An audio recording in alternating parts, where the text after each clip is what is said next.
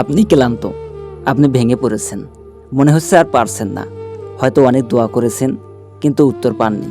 জানেন, ধৈর্যই হলো সেই দীপ্ত আলো যা আপনাকে অন্ধকারে পথ দেখায়।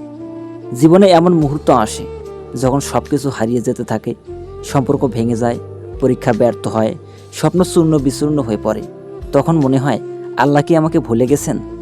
না, আল্লাহ কাউকে ভুলে যান না। তিনি বলেন, নিশ্চয়ই আল্লাহ ধৈর্যশীলদের সাথে আছেন। রাসূল সাল্লাল্লাহু আলাইহি সাল্লাম জীবনে কত কষ্ট পেয়েছেন, কত যন্ত্রণা সহ্য করেছেন, তবুও তিনি ধৈর্যহারা হননি। আপনি যে কষ্টে আছেন সেটা আল্লাহ তাআলা জানেন।